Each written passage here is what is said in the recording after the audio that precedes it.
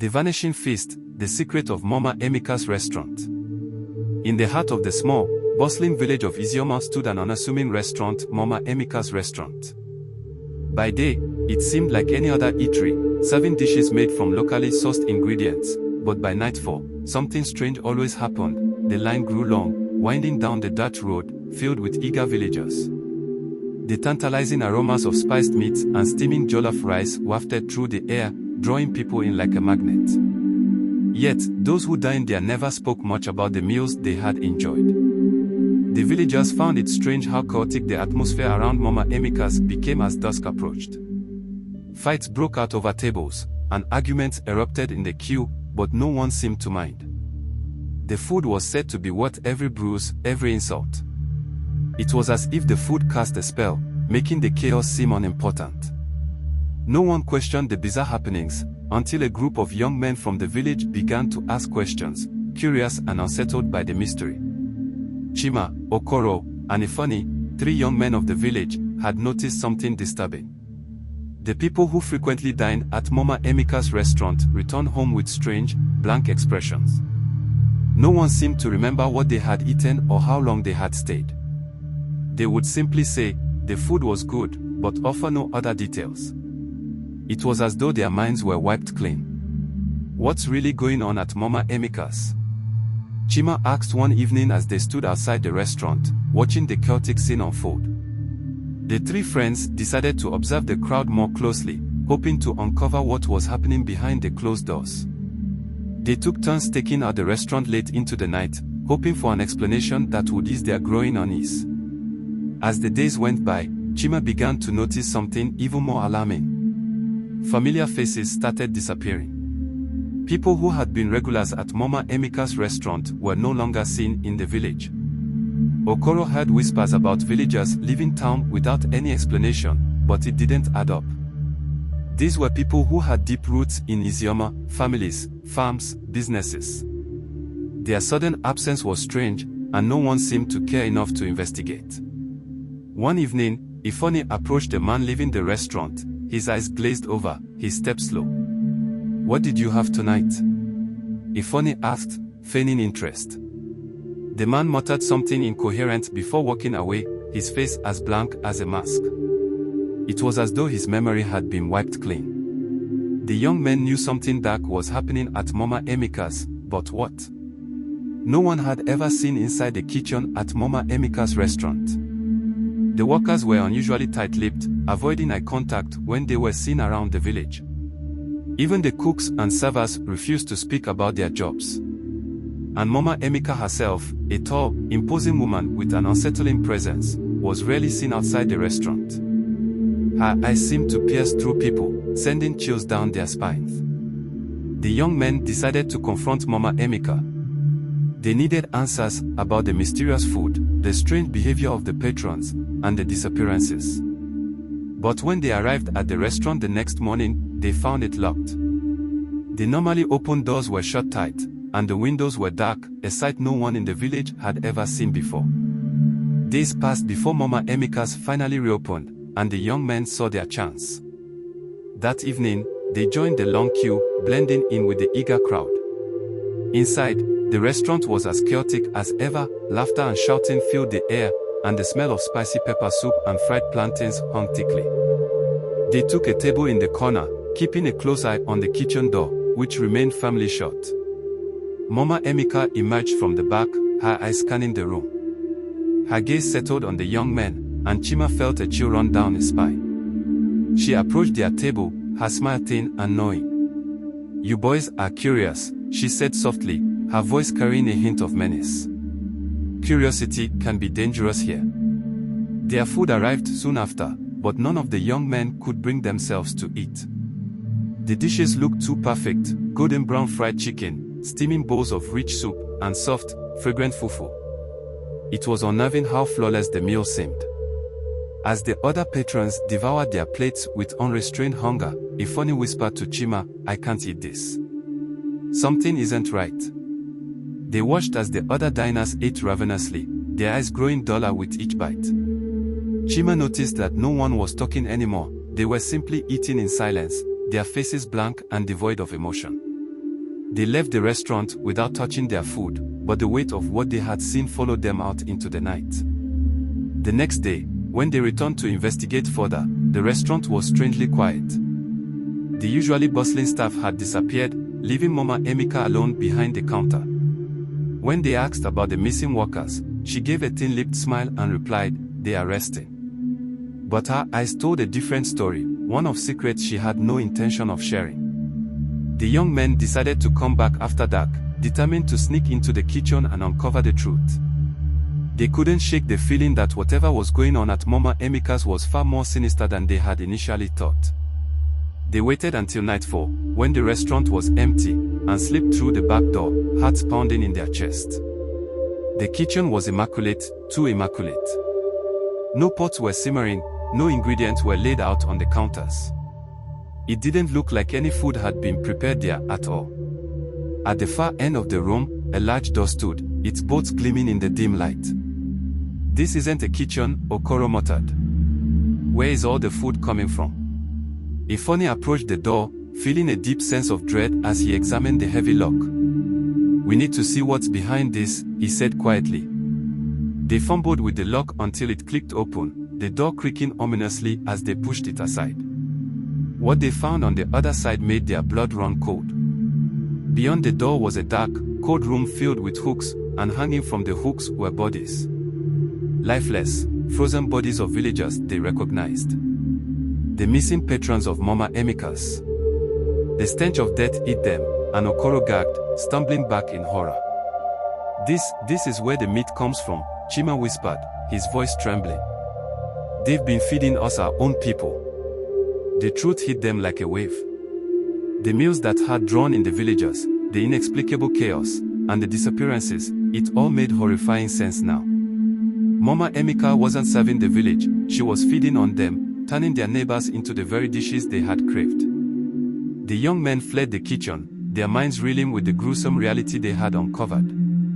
They had to warn the village, to tell everyone what was happening behind the walls of Mama Emeka's restaurant. But who would believe such a monstrous truth that the food they had been devouring for months was made from the flesh of their own people? They burst out of the restaurant and into the night, running through the streets of the village, shouting for anyone who would listen. The village was still alive with activity, unaware of the nightmare that had been unfolding within Mama Emeka's walls. The next morning, they gathered the villagers in the market square, standing in front of the old baobab tree, their faces pale with fear. "You've been eating human flesh," Chima said, his voice loud and filled with urgency. "Mama Emeka has been killing the people of this village and feeding them to us." Gasps erupted from the crowd, followed by murmurs of disbelief. In the distance, Mama Emeka watched them silently, her expression unreadable. She neither denied nor confirmed the accusations, standing calmly as the young men recounted what they had seen in the back room of her restaurant. The village listened, horrified by the revelations, but fear kept them from acting. Despite their shock, a group of villagers stormed the restaurant, determined to see for themselves. They tore through the building, searching for the evidence the young men had described. And there, in the cold room behind the kitchen, they found the bodies their friends, their neighbors, butchered like livestock. Screams and cries of anguish filled the air as the truth settled in. Mama Emeka stood by the entrance, her face as calm as ever, watching as her secret was unveiled. Before anyone could confront her, she simply vanished. One moment, she was there, the next, she was gone, disappearing as if she had never existed at all. The village was left in a state of shock. They searched for Mama Emeka, but it was as though she had dissolved into thin air, leaving no trace of her presence. Her restaurant stood empty and cold, its doors wide open, but no one dared to enter again. The once thriving business was now a haunting reminder of the horrors that had transpired within. Some believed Mama Emeka had been something otherworldly, a being that had fed on their greed and hunger. Others thought she had been a demon, sent to torment the village. Whatever the truth, no one in Izioma spoke of her again. The restaurant fell into ruin, abandoned and feared by all. In the days following Mama Emeka's disappearance, the village of Izioma fell into a quiet, haunted stillness. The once lively streets were now filled with whispers and wary glances. Everyone was aware of the dark secret they had all unknowingly been part of, and the guilt weighed heavy on their hearts. Chima, Okoro, and Ifeanyi couldn't shake the feeling of responsibility. Though they had uncovered the truth, they wondered if it had been too late. The villagers they had seen hanging from hooks had once been their friends and neighbors, and the image of their lifeless bodies haunted them day and night. Though the restaurant was gone, the nightmares were only beginning. Ifeanyi was the first to suffer from the vivid nightmares. Every night, he dreamed he was back in Mama Emeka's restaurant, unable to move as shadowy figures prepared meals in the darkened kitchen. He would wake up just as he found himself about to be served to an unseen crowd, his heart pounding and his sheets soaked with sweat. Chima and Okoro soon experienced similar terrifying dreams. Chima was haunted by visions of the villagers, their accusing eyes staring at him as they hung lifelessly in the cold room, silently blaming him for not discovering the truth sooner. Okoro's nightmares were filled with Mama Emeka's piercing eyes, following him wherever he went, a sinister reminder of the horror they had faced. As weeks passed, the village of Izioma seemed to darken under the weight of its collective guilt. The vibrant market was quieter, and gatherings at the village square were sparse. People spoke in hushed tones, if at all, avoiding the topic of the restaurant but always acutely aware of the building that stood desolate at the edge of town. Fewer children played outside, and some families decided to leave Izioma, seeking a fresh start away from the shadows that seemed to loom over the village. Those who remained were bound by a silent agreement to never speak of what had happened, as if ignoring it could erase the grim past. Despite the restaurant's doors being shut, unsettling events began occurring near the old building. Villagers reported seeing lights flicker in the windows of Mama Emeka's late at night, even though the power had been cut off. Others claimed to hear faint sounds of clattering dishes or muffled conversations drifting out from its sealed doors. Driven by a need to understand, Chima returned to the restaurant one dusk. Standing before it, he thought he heard the echo of Mama Emeka's laugh winding through the air. The moment he stepped closer, the sounds vanished, leaving him in an oppressive silence that urged him to flee. The unsettling events compelled the young men to revisit the abandoned restaurant. They felt an unspoken pull towards it, a need to confront their fears and perhaps ensure that Mama Emeka was truly gone. Armed with flashlights and steeled with resolve, they entered the building one night, each step creaking ominously under their feet. Inside, the air was stale, thick with the smell of decay. They moved cautiously, the beam of their flashlights cutting through the darkness, revealing the dusty tables and overturned chairs. It was silent, eerily so, until they reached the kitchen. As they pushed open the kitchen door, a cold draft swept through the room. The whispers started softly, almost imperceptibly, like a conversation happening far away. Okoro whispered, "Do you hear that?" The others nodded, each straining to listen. The whispers grew louder, more urgent, as if aware of their presence. Tentatively, they moved deeper into the kitchen, towards the cold room. The door was ajar, swinging slightly as if recently used. Heartbeats syncing with the rhythmic creaking, they peered inside, flashlight beams trembling in their hands. The room was empty, the hooks bare, but the air was inexplicably colder. Suddenly, the whole building seemed to pulse with life. The faint sound of utensils and plates clattered behind them, as if a ghostly feast was about to commence. They turned around to see the dining area filled with apparitions, transparent figures seated, engaging in silent, mocking toast. At the head of the phantom table sat a figure distinctively more solid than the rest, its features unmistakably those of Mama Emeka. Her eyes, piercing even in her spectral form, met theirs. "Welcome back," her voice echoed, chillingly clear in the dead air. Mama Emeka's apparition was both terrifying and mesmerizing. She looked as real as any living being, yet the air around her shimmered with an ethereal glow. "Did you miss me?" she asked, her voice dripping with a malice that resonated through the empty restaurant. Chima, finding his voice, demanded, "What are you?" Her laughter filled the room, cold and harsh. "More than you could comprehend," she replied. "A spirit. A demon?" Okoro asked, his voice trembling. "Both and neither," she said, her cryptic words hanging heavily between them. The young men realized that Mama Emeka and the restaurant itself were intertwined, bound by some ancient, dark magic that was beyond their understanding. The restaurant was not just a building, it was a manifestation of Mama Emeka's power, a conduit for her malevolent will. Efoni said quietly, "We need to end this. For good." They knew that destroying the restaurant might be the only way to banish Mama Emeka's spirit. But how could they destroy something that seemed almost alive, protected by supernatural forces? Determined to rid their village of the evil ones and for all, the young men agreed on a drastic course of action. They would burn the restaurant down, hoping that fire would cleanse the dark energies it harbored. Gathering flammable materials, they prepared to set the building alight, each movement deliberate, knowing the gravity of what they were about to do. As they spread gasoline around the room, Mama Emeka's laughter echoed around them. "Fools," she taunted. "Do you think fire can cleanse what is eternal?" Yet, they pressed on, striking matches and watching as flames began to lick the walls. The fire took hold quickly, the old, dry wood of the restaurant catching with terrifying eagerness. As the flames grew, the apparitions in the dining room began to flicker and wane, their forms dissolving into the heat. Mama Emeka's form, however, remained clear and sharp, her eyes burning with an unholy light. "You may destroy this shell, but I will not be so easily vanquished," she vowed, her voice rising over the crackle of the flames. The young men watched, transfixed and terrified, as the fire engulfed the room, hoping against hope that this would be the end. As the building burned, Mama Emeka's form began to shimmer and distort.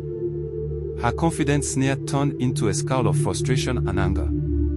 "I will return," she hissed, her figure becoming less defined, her presence waning with the structural integrity of the restaurant. With a final, defiant scream, she disappeared into the flames, her essence seeming to evaporate as the restaurant collapsed into a fiery heap. The young men staggered back, exhausted and scorched, but alive. They had done it, they had destroyed the physical anchor of Mama Emeka's power. By dawn, the smoldering ruins of Mama Emeka's restaurant were all that remained. The villagers gathered, silent and somber, as they watched the last wisp of smoke rise into the early morning sky. The nightmare appeared to be over, but the memory of the horrors they had endured would linger. In the light of day, the villagers began to speak, sharing stories of strange dreams and eerie feelings they'd experienced during their visits to the restaurant. A sense of community returned as they realized they had all been victims of the same dark influence. Though Mama Emeka was gone, her legacy of fear and suspicion lingered. Chima, Okoro, and Efoni were regarded as heroes by some, but others viewed them with a newfound wariness. They had exposed the dark heart of the village, and while they had saved their fellow villagers, they had also opened old wounds and fears. Nightmares continued to plague the young men, less frequent but just as vivid. The ghost of Mama Emeka sometimes appeared in their dreams, a reminder that some evils never fully disappear, even when their roots are burned away. Speculation about Mama Emeka's true nature continued long after the restaurant's destruction. Was she a cursed soul, bound to the village for some ancient misdeed? Or was she something darker, a malevolent entity that had found a perfect hunting ground among the unsuspecting villagers of Izioma? The young men spent many nights discussing what she might have been, each theory darker than the last. But they knew they might never understand the full extent of her powers or her origins. The important thing was that they had stopped her, and Izioma could finally begin to heal. The site where Mama Emeka's restaurant once stood became a place of quiet reflection for the villagers. No one dared to rebuild there, instead, it became a kind of memorial, overgrown with wildflowers and vines. Parents told stories of the ordeal to their children, a cautionary tale about greed and the darkness that can dwell within a community. Yet, some nights, when the wind was just right, whispers could be heard emanating from the ruins, as if the restaurant were still bustling with unseen patrons. These stories were usually dismissed as the overactive imaginations of children, but those who had faced Mama Emeka knew better. Years passed, and the legend of Mama Emeka's restaurant faded into a grim piece of village folklore. Chima, Okoro, and Efoni grew older, their bonds forged in the fires of that fateful night. They rarely spoke of what had happened, each man carrying his memories and scars in silence. One evening, drawn by a force they could not explain, the three men visited the ruins one last time. As they stood among the wildflowers, A gentle breeze stirred the air, and for a moment, the faintest sound of laughter and clinking dishes filled the space. Then, just as suddenly, it was gone, leaving behind only the rustling of leaves and the quiet whisper of the past. Thanks for watching. Kindly like, share, comment and subscribe.